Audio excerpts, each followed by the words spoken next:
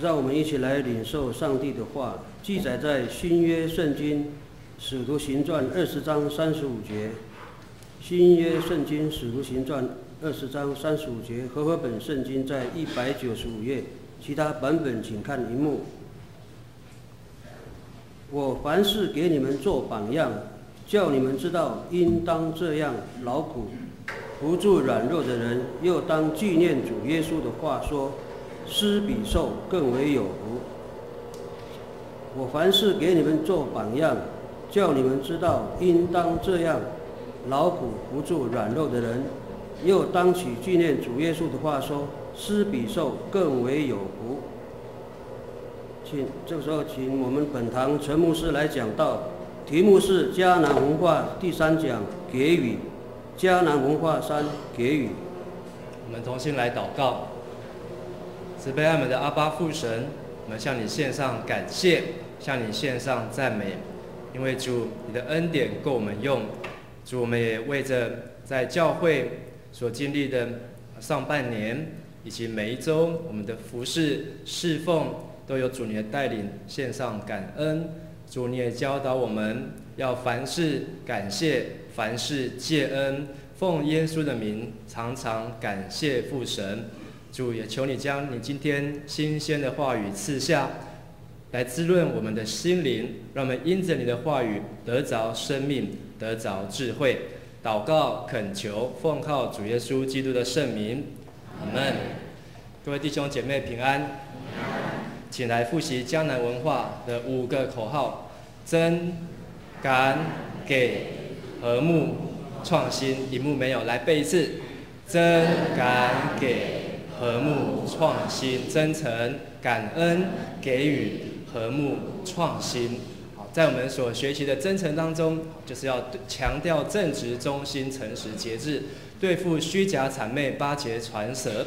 在我们上一次所学习的感恩当中，强调要祝福善思、善言、谦卑，而对抗抱怨、恶思、恶言、骄傲。所以在我们的感恩当中，感恩要拒绝厌烦埋怨，选择真心祝福；感恩要拒绝负面之思想，选择合神思想；感恩要拒绝批评论断，选择正面来宣告；感恩要拒绝骄纵操弄，选择柔和谦卑。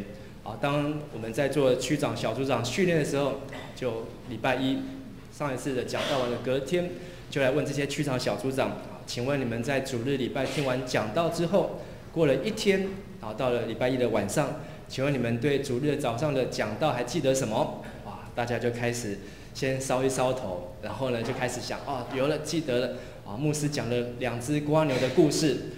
有了，记得了牧师讲了什么故事。但是呢，也有同工分享他学习到原来过去他所学习的感恩，就是感谢上帝，因为我没有怎样，因为我不像他怎么样，比较式的感恩。但是呢，有一个很重要的功课，圣经告诉我们的，要凡事谢恩。请问一起说一次，要凡事谢恩。要奉耶稣的名感谢父神，请说一次，奉耶稣的名感谢父神。我相信，当我们能够凡事谢恩，并且奉耶稣的名来感谢父神，我们就能够逐渐来学习到感恩的生命，并且有感恩祝福在我们当中。而今天我们要继续要学习的不是真诚是要学习的是给予。那个7月17后面是给予在我们周报上面有。给予呢，我们要强调的是关怀、服侍、付出和分享，对抗的是自私、冷漠、要求和自怜。通常我们提到给予的时候，我们会想到的就是要给予东西给予物质给予金钱给予时间，没有错。上帝也教导我们要奉献，要将当纳的1/10奉献给神。但是呢，除了这些物质上的东西之外，还有比这更重要是我们要去学习和给予的。透过今天的分享，期待我们都能够学习成为一个给予的人。跟你旁边说，神要祝福你成为一个给予的人。有一个年轻人从小在教会来长大，当他在主日学一直起来之后，他开始出社会工作。他有了工作，有了第一份收入，他做了什么事情？他做了一个决定，他要买房子，所以呢，他就一心想要存钱买房子。因此呢，他就缩衣节食，刻苦耐劳，认真的工作赚钱。但是呢，他也没有奉献，也没有把钱奉献给神。过了几年之后，他存了足够的钱，付了头款，买下了房子，然后开始过着缴房贷的生活。当他房贷缴了一半之后，快要进到后面一半的时候，他想，哇，有了房子，我也应该来买个车子。所以呢，他又很努力的存钱，然后再贷款买了车子。然后呢，把房贷、车贷都快缴完之后呢，他想说，我有房子，我有车子，好，那我家里面应该也要有一些家具吧，好，应该也好好来装潢一下吧。所以又带了一笔款项，又来装潢家里，又来把家里面弄得舒舒服服，买了沙发椅，好，买了漂亮的窗帘等等。哇，他在家里面环顾一看，说我现在有房子，有车子，我有舒服的家，哇，感谢上帝。那呢，这时候呢，我应该多花一些时间在家里面啊。好，因为我工作1到5工作非常的辛苦，还要加班，所以6日呢就应该在家里面好好舒服来享受。所以呢，他想，那我在家里面要做什么呢？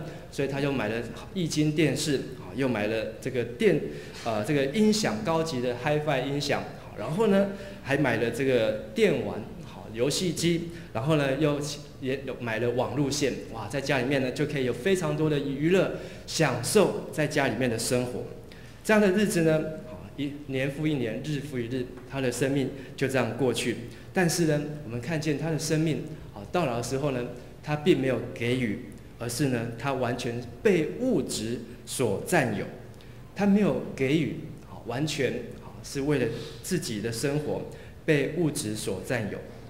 有一句话说，我们使用东西去爱人，而不是使用人去爱东西。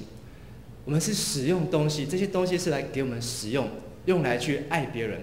但是有的时候，我们看见这个年轻人，他却是使用人，用他自己的生命，用他自己的岁月去爱东西，去追求这些物质上面的，在今天我们所要学习的给予上面，我们要来学习怎么样来去成为一个给予的人。有几件事情是我们要一起来学习的。那我也特别列了8点，我们可以每一个人都可以给予的。你不要说我不能给，因为我相信这8点都是每一个人都可以给予的。跟你旁边人说，你可以给予的。再对另外一个人说，我也可以给予的。第一个，我们要多些关怀，少些自私。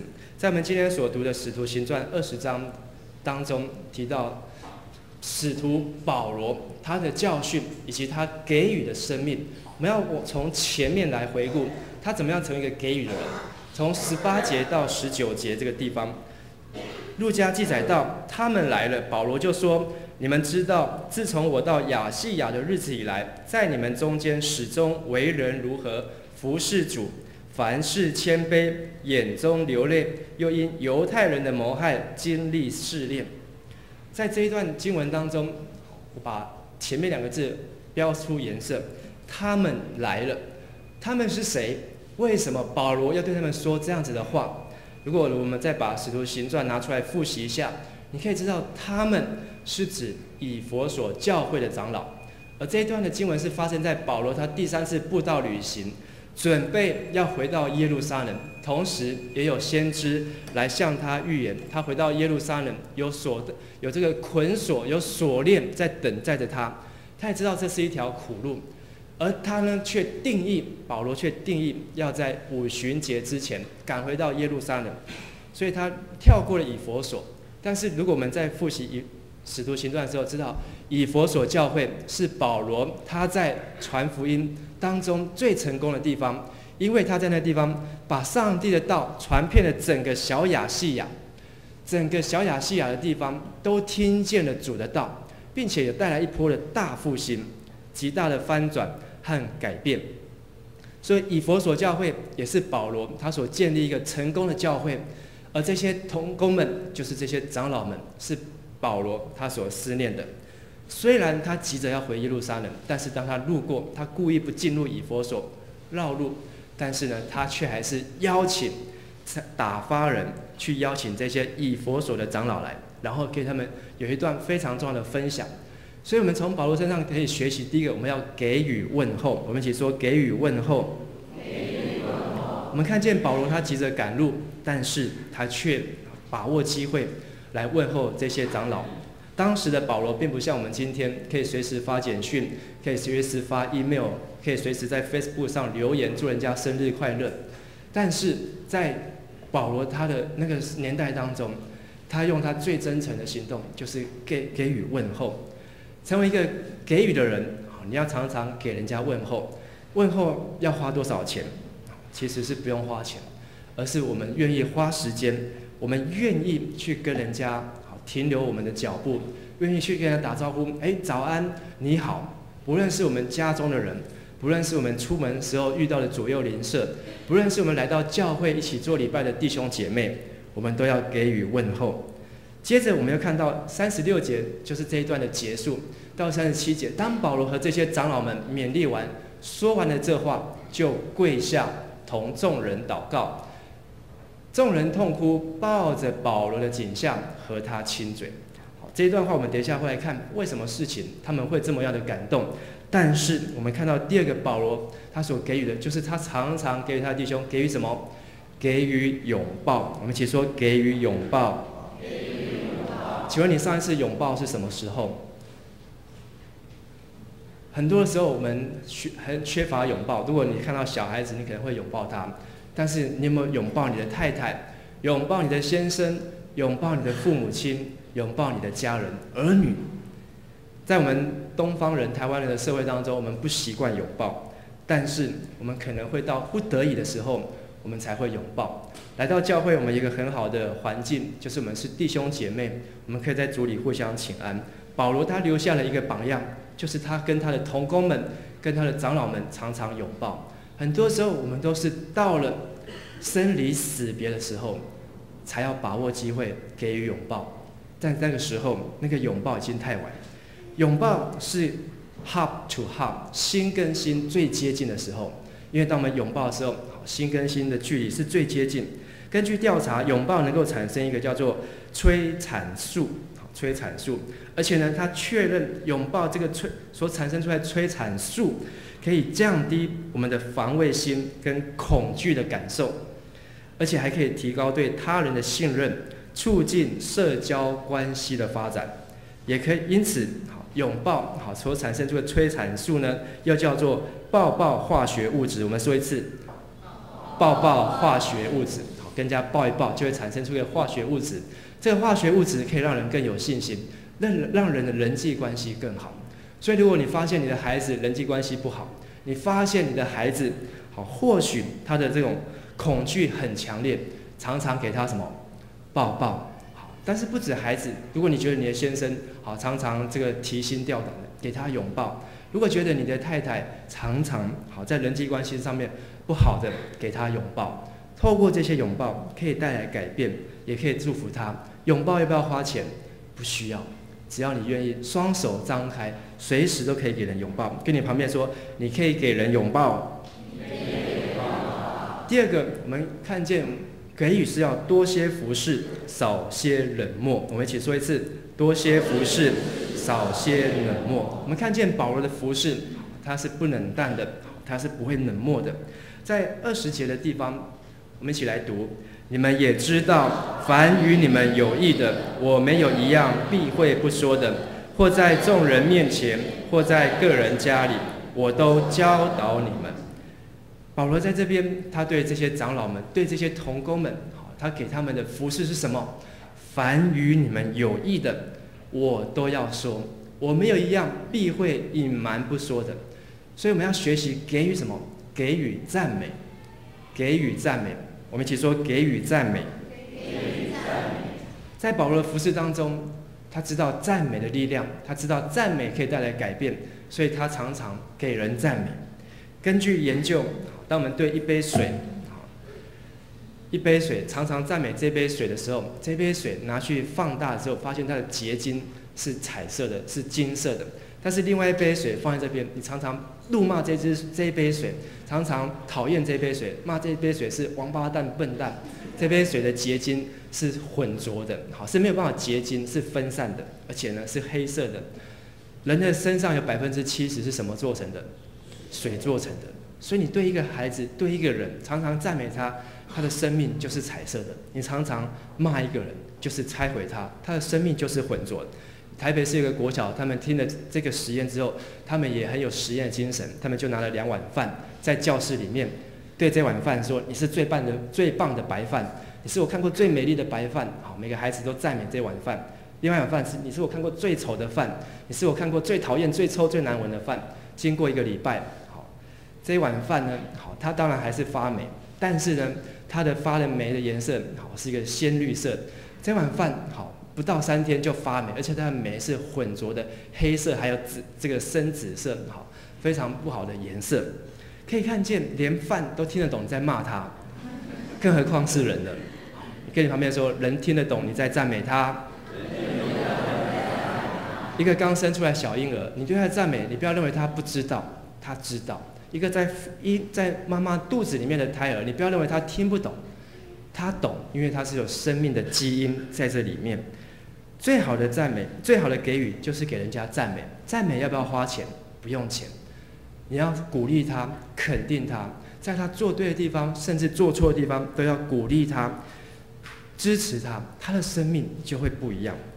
再接着我们看，在21节的地方，保罗他说：“我又对犹太人和希腊人证明，当向神悔改，信靠我主耶稣基督。”在我们服事当中，我们的服事目的就是要给人什么呢？给予祝福。我们一起说：给予祝福。有一首歌，这一生最好的、最美的祝福就是什么？认识主耶，这一生最美的祝福，就是能，对了，就是能够认识主耶稣。同意这句话，我们就说阿们。这一生最美的祝福，没有比认识主耶稣更棒更好，因为耶稣带领我们走向人生永恒盼望的道路，并且将福气借着父神赐给我们。你能够带给人什么祝福呢？就是让人认识主耶稣。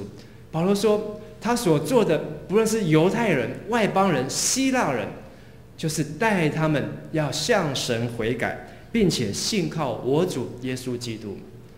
我们要给予的精神，就是要把耶稣基督给予人，与人分享出去，让人能够认识主耶稣。所以我们学习了4个给予。第一个给予要给予什么？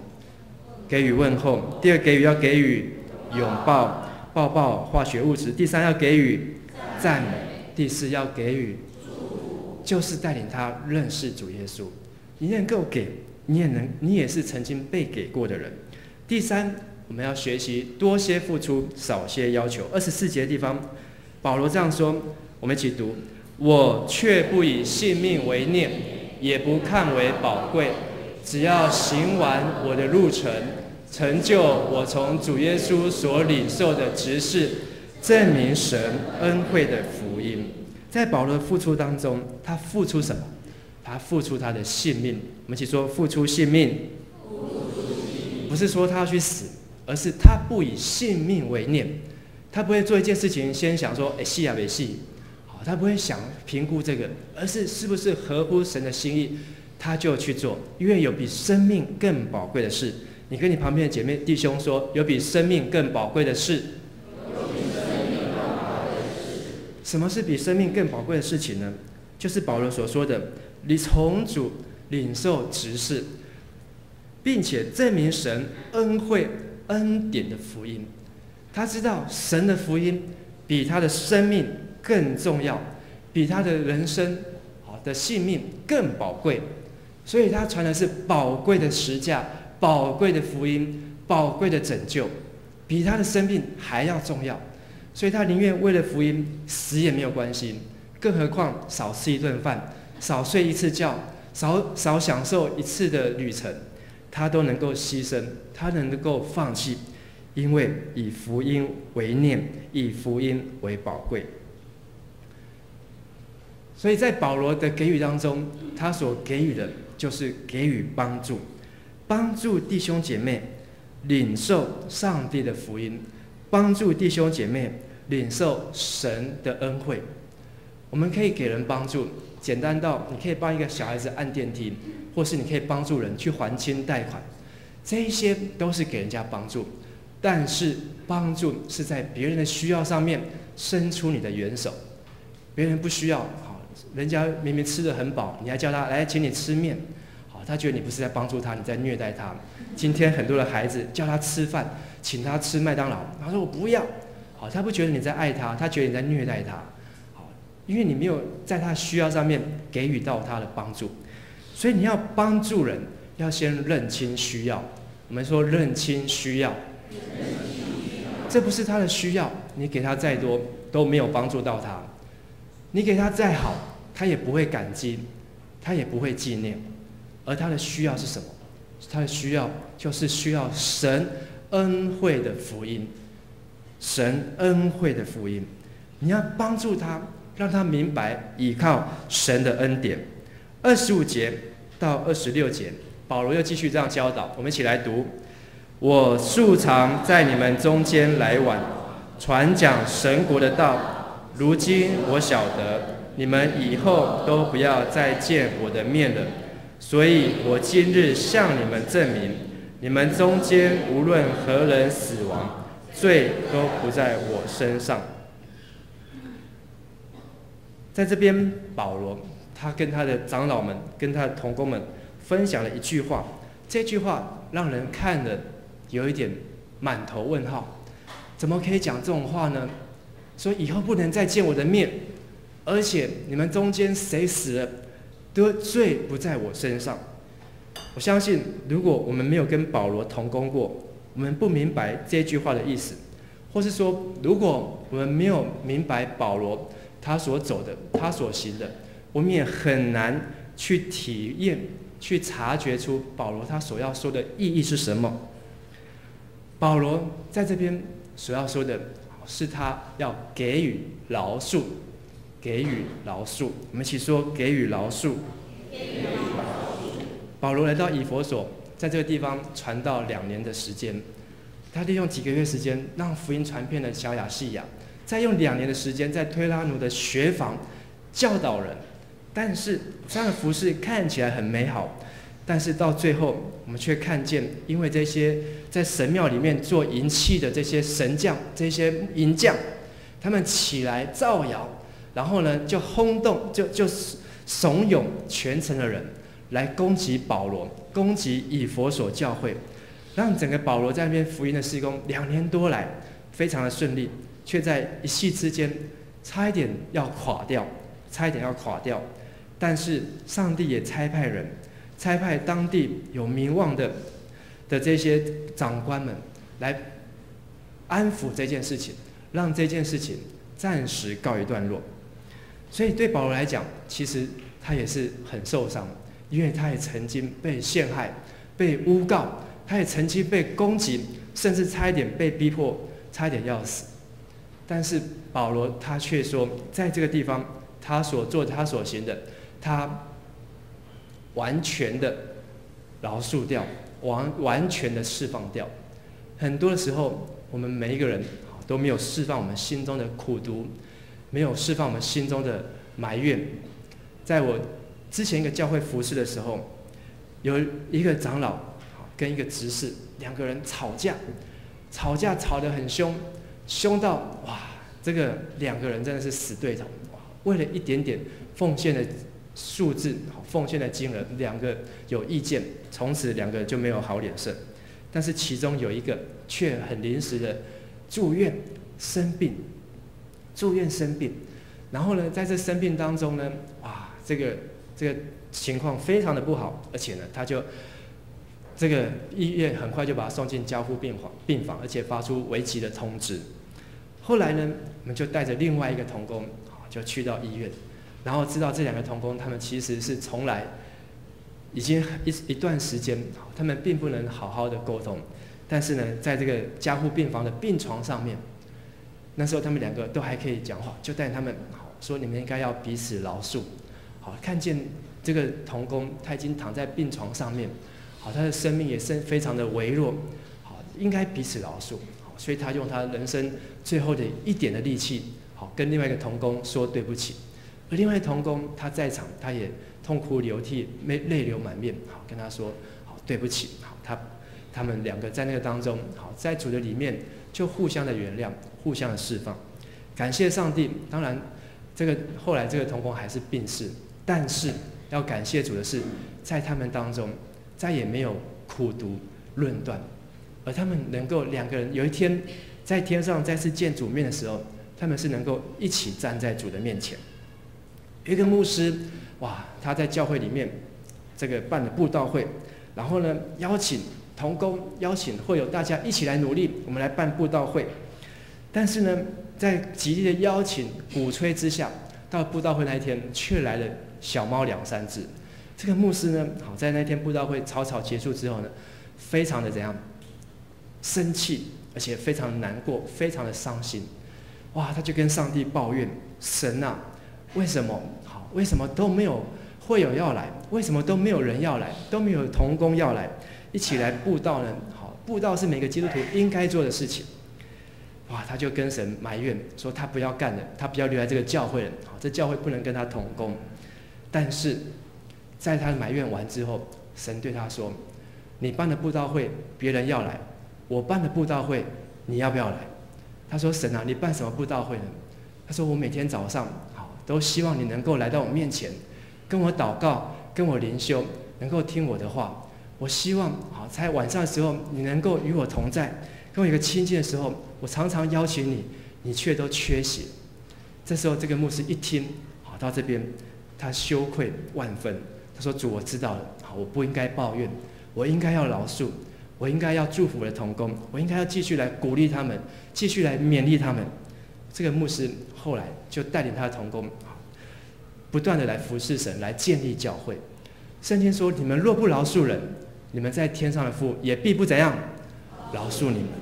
有时候我们有资格去埋怨别人，有时候我们有资格去批评别人，看起来好像有资格，事实上我们在神的面前，我们是没有什么资格可以去埋怨，没有什么资格可以去不原谅他人，因为我们都需要神的饶恕。跟你旁边的弟兄姐妹说，我们都需要神的饶恕。最后我们要多些分享，少些自怜。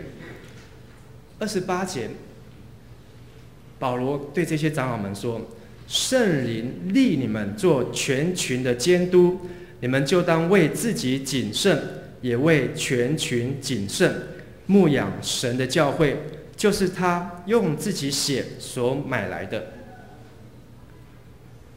在保罗他所建立的教会当中，我们并没有看到他去暗立牧师，他也没有去找这个牧师你来。好，当然我们后来知道以弗所教会是他所带领同工提摩太去建立这个教会，但是提摩太他是一个领袖，但是真正重要是他有这些长老们，在这个地方。而根据考察，以弗所教会在当时有多大呢？它不是一个60个人的教会，也不是一个600个人的教会，它是一个6万人的教会。我们很难想象，在保罗那个时候，以弗所教会有6万人。当然他们没有一个6万人的礼拜堂，但是意思是说，他们有一个6万的会友，6万的信徒，所以他们有家中的小组，他们有家中的祷告会在那边聚集。他怎么样去牧养这一些6万的人？当然他没有像今天的赵永基牧师可以盖一个 Big Church、Mega Church， 好，建造一个大的礼拜堂。但是他用的方法是圣灵立你们做全群的监督。他给予什么呢？给予机会，给予每一个同工服侍的机会，给予每一个同工，包括年轻人，像提摩太那时候大概也不过十几岁的年轻人，但是保罗给他机会。当然他去牧养教会的时候，他已经不再是10几岁，但是保罗他相信圣灵能够成为这一群羊群的监督，与他们同在，所以保罗给予他的同工们机会。在这一次的短宣当中，我们去到了云林的马光教会、水林教会。在这个马光水林教会当中，我们第一次同时在2个教会出队，所以不管是人力，不管是物力，不管是各样的资源，都要有2份，因为有2个教会同时在进行。其实这是一个非常冒险的尝试，但是因为我们知道我们的时间有限，能够接触的有限，所以我们还是这样做的。所以当我们要去的时候，我们就把所有同工分成2半，说我们需要有营长，我们需要有执行官，我们需要有小队服的队服长，我们需要有总务，需要有行政，需要有会计，需要有祷告、灵修等等。哇，那一霎之间，就我们画了一张表格，说才请大家把你们名字填上去。很多人都是第一次被派予到责任，参与在服事当中。但是当他们开始赋予这样责任的时候，机会来的时候，他们就有机会学习，就有机会成长。结果没有想到，当昨天周6礼拜的时候，因为有25个同工，这25个都是比较热心的，所以他们才会去短宣。没有想到出去之后，我们在昨天的聚会当中，我们也少了很多的同工，所以我们需要有司琴的，我们需要有敬拜赞美的，我们需要有招待，需要有服侍的，怎么办？没有人，但是机会又来了。当没有人的时候，就是机会的时候。结果呢，就有人自告奋勇，那我可以来带敬拜，好，我可以来帮忙唱，我可以来帮忙招待，我可以来帮忙拍照，帮忙点名。没有想到机会就这样冒出来，所以我们也看见有一些同工，他们虽然都是第一次，但是他们也能够来服侍神。在我们的教会当中，我们有没有提供机会让其他人来参与服侍？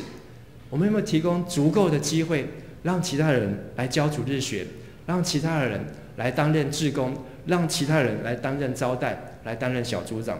当然我也看到很多人推来推去，但是我们要提供机会，让人来参与，让人来服侍。在我们的家中，在我们的学校，在我们服侍的地方，工作的地方，也都是一样，把机会分享出去，而不要说自己在那边做了半死，然后这边自哀自怜，说你看都是我在做主啊，东西我的家都是我在教主日学，我已经教了10-20年。但是呢，主也要问他说，你教了10-20年，你都没有让别人来教，当然到后来还是你在教。很多时候我们要给予机会。还有32节，保罗说，如今我们一起来读，如今我把你们交托神和他恩惠的道，这道能建立你们，叫你们和一切成圣的人同得基业。保罗他给予他的同工最重要的就是给予他们信任。我们一起说，给予信任。保罗为什么能够信任他的同工？这些同工或许他回到耶路撒冷，这个教会几万个人就要让他们去牧养，让他们去管。保罗他回去耶路撒冷，这是一条捆锁的道路，有锁链要付代价的。他怎么样把这些教会放得下手呢？是因为交托神还有他恩惠的道。保罗信任神，保罗就信任他的同工。有时候我们要去信任别人，要去信任同工，第一个你要先相信神。如果你不相信神，你就会开始提心吊胆。他今天第一次施会，第一次施礼，不晓得施礼会不会表现得很好？他今天第一次要上台，第一次要带祷告，不晓得可不可以？我们有时候我们的孩子今天第一天要自己去上学，他不晓得会不会走路，会不会迷路，会不会被骗走，被拐走。我们要信任他，怎么去信任他？就是要相信神。我们的孩子要出外去念书，要到外地去求学。我们的孩子要出国，要去当兵，不晓得这一路上怎么样。我们再怎么多的担心，都没有办法成就。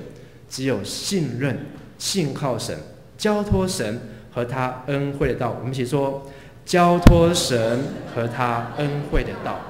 这道有什么用呢？后面又接着说，这道能够建立你们和你们一切成圣的人同得基业。这道是什么道？就是 word， 就是上帝的话。所以你怎么能够信任神？就是你要把上帝的话传扬出去，要建立起来。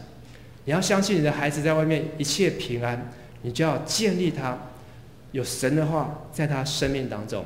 你要相信你的丈夫去大陆去工作不会包二奶，不会有小三，你就要把神的话建立在你丈夫的身上，让他带着神的话去工作，去外地。你要相信，好，你腹中的孩子是神的赐福，你就要用神的话来建立，因为这神的话能够建立我们，并且领受神的基业，不会半路消失不见。所以这8个分享，